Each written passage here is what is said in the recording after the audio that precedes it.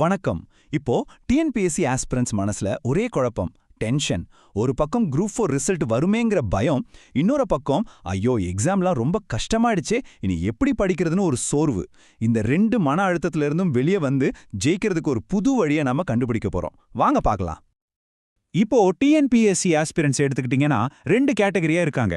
ஒரு குரூப் இப்போ வரப்போற குரூப் 4 ரிசல்ட்டுக்காக ரொம்பவே பதட்டமா காத்துட்டு இருக்கீங்க. இன்னொரு குரூப் 2026 எக்ஸாமுக்கு தயாராகிட்டு அச்சச்சோ பேட்டர்ன்லாம் மாறிடுச்சு, எக்ஸாம் ரொம்ப கஷ்டமாயிடுச்சுன்னு ஒரு மாதிரி மனசு உடைஞ்சு போயிருக்கீங்க. நீங்க எந்த குரூப்பா இருந்தாலும் சரி, உங்க ரெண்டு பேரோட கவலையும் எனக்கு நல்லாவே புரியுது. இதுக்கு ஒரு தீர்வு இருக்கா? அதை தான் நாம இப்ப அலச போறோம். சரி, இந்த மாதிரி ஒரு குழப்பமான மனநிலையில இருக்கும்போது அடுத்து என்ன பண்றது? அதுதான் இப்போ மில்லியன் டாலர் கேள்வி. எப்படி யோசிச்சு ஒரு சரியான அடுத்த அடியை எடுத்து வைக்கிறது? வாங்க அத பத்தி தான் இப்ப பேச போறோம். முதல்ல இந்த ரெண்டு விதமான கவலைகளையும் கொஞ்சம் ஆழமா பார்க்கலாம். அதாவது இந்த மன அழுத்தம் எங்கிருந்து வருதுன்னு நம்ம சரியா புரிஞ்சுக்கிட்டாலே பாதி பிரச்சனை தீர்ந்த மாதிரி தான், இல்லையா? குறிப்பா 2026க்கு தயாராகிறவங்களுக்கு இந்த சோர்வு ஏன் வருது தெரியுமா? அவங்கள சுத்தி கேட்கிற அந்த நெகட்டிவான பேச்சுகளால தான். நீங்க எங்க போனாலும் இப்போலாம் ட்ரெண்டே மாறிடுச்சுப்பா, ஜெயிக்கிறதெல்லாம் சாத்தியமே இல்ல, வேஸ்டா டைம் வேஸ்ட் பண்ணாத, விட்டுட்டு வேற வேலையை பாருன்னு 4 பேர் 4 விதமா சொல்லும்போது மனசு உடையத்தானே செய்யும். சரி, இந்த எமோஷனல் ஃபீலிங்ஸ் எல்லாம் கொஞ்சம் ஓரமா வைப்போம். இப்போ கொஞ்சம் லாஜிக்கா புத்திசாலித்தனமா யோசிச்சு பார்க்கலாமா? இந்த ஜெயிக்கவே முடியாதுன்னு சொல்றாங்களே, அது உண்மையிலே அப்படியா? இல்ல இது வெறும் ஒரு கட்டுக்கதையா? வாங்க நாமளே செக் பண்ணி பார்த்துடலாம்.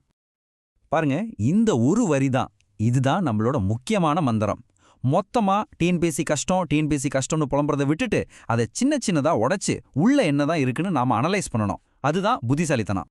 சரி, சொன்னா மட்டும் போதுமா? வாங்க உண்மையான டேட்டாவை வச்சு சமீபத்துல நடந்த அந்த குரூப் 4 தேர்வுத்தால நாமளே பிரிச்சு மேய போறோம். உண்மையிலேயே அது அவ்வளோ கஷ்டமா இருந்துச்சான்னு பாத்திரலாம். இப்போ இந்த சார்ட்ட பாருங்க. இது ஒரு மிகப்பெரிய உண்மையை போட்டு உடைக்குது. பொது அறிவு பகுதியில கேட்ட அந்த 75 கேள்விகள்ல கிட்டத்தட்ட 80% நம்ம சிலபஸ்ல இருந்து நேரடியாவோ இல்ல மறைமுகமாவோ வந்த கண்டிப்பா பதில் சொல்லக்கூடிய கேள்விகள் தான். அப்போ நம்மள பயமுறுத்துன அந்த கஷ்டமான எங்கிருந்து கேட்டாங்கன்னே தெரியாத கேள்விகள் அது வெறும் 20% தான். ஆமா, ஒத்துக்கிறேன். அந்த தமிழ்நாடு பஞ்சாயத்து சட்டத்தோட அத்தியாயங்கள் கேட்டது, அப்புறம் அந்த KS லால் சொன்ன மேற்கோள், வானவன் மாதேவி கல்வெட்டு, இந்த மாதிரி கேள்விகள்லாம் நிச்சயம் நம்மள ஒரு நிமிஷம் ஆட்டங்கான வச்சிருக்கோம். ஆனா நல்ல கவனிங்க, இதெல்லாம் அந்த 20% கஷ்டமான கேள்விகளுக்குள்ள வர்ற ஒரு சின்ன பகுதி மட்டும்தான். இப்போ ஒரு முக்கியமான கணக்குக்கு வருவோம். சரி, அந்த 15 ரொம்ப கஷ்டமான கேள்விகளை ஒதுக்கிடலாம், அதை விட்டுருங்க. மீதி நம்ம கையில எத்தனை கேள்விகள் இருக்கு?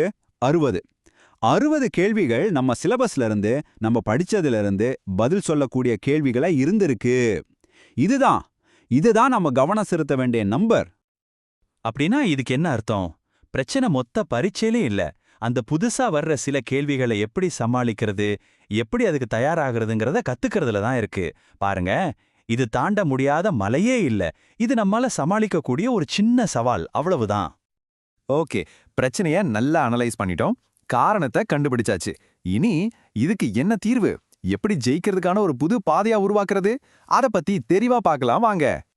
இப்போ உங்க முன்னாடி 2 வழி இருக்கு. ஒன்னு, இந்த அழுத்தத்துக்கெல்லாம் பயந்து புலம்பிட்டு ஐயோ முடியலன்னு டிஎன்பிசியே விட்டுறது, இது நெகட்டிவ் பாதை. இன்னொன்னு ஒரு பாசிட்டிவான பாதை. அது என்னன்னா, ஒரு பிரைவேட் வேலைக்கு போயிட்டே படிப்பை தொடர்றது. யோசிச்சு பாருங்க, இது உங்க மன அழுத்தத்தை குறைக்கும், கையில ஒரு வருமானமும் இருக்கும், ஒரு பாதுகாப்பையும் கொடுக்கும். இதுதான் ஒரு ஸ்மார்ட்டான மூவ். அடுத்து ஒரு சூப்பரான உதாரணம் பார்க்க போறோம். அதுக்கு முன்னாடி இந்த ஒரு கான்செப்டை நல்லா மனசுல வச்சுக்கோங்க. தகவலே செல்வம், அதாவது இன்ஃபர்மேஷன் இஸ் வெல்த். நீங்க பார்க்குற வேலை எவ்வளோ சின்னதா இருந்தாலும் சரி, அதிலிருந்து நீங்க கத்துக்கிற விஷயமும் உங்களுக்கு கிடைக்கிற தொடர்புகளும் அதுதான் எதிர்காலத்துல உங்களுக்கு ஒரு மிகப்பெரிய சொத்தா மாறும். இந்த உதாரணத்தை நல்லா கவனிங்க. ஒருத்தர் ஒரு ஃபுட் டெலிவரி வேலைக்கு சேர்றாருன்னு வச்சுப்போம். அவர் சும்மா டெலிவரி மட்டும் பண்ணல, எந்த ஏரியாவில் என்ன மாதிரி சாப்பாடு விரும்புறாங்க, யார் யார் ரெகுலர் கஸ்டமர்ஸ்னு ஒரு டேட்டாபேஸை மனசுக்குள்ளேயே ரெடி பண்றாரு.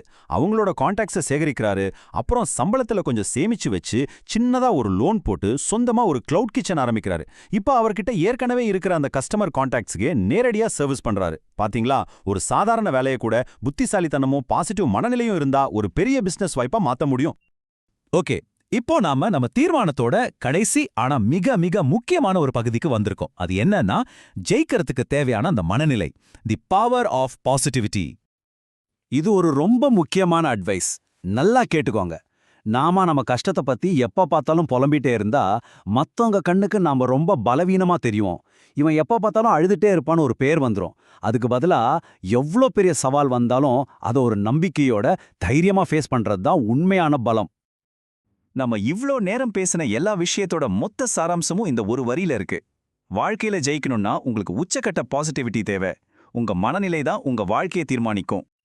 ஆக இந்த முழு பகுப்பாய்வுக்கு பிறகு உங்க கண்ணோட்டத்தை மாத்திக்கிட்டு ஒரு புது நம்பிக்கையோட ஒரு புது உத்வேகத்தோட செயல்பட நீங்க தயாரா? யோசிங்க. முடிவு உங்க கையில தான் இருக்கு. வெற்றி நிச்சயம்.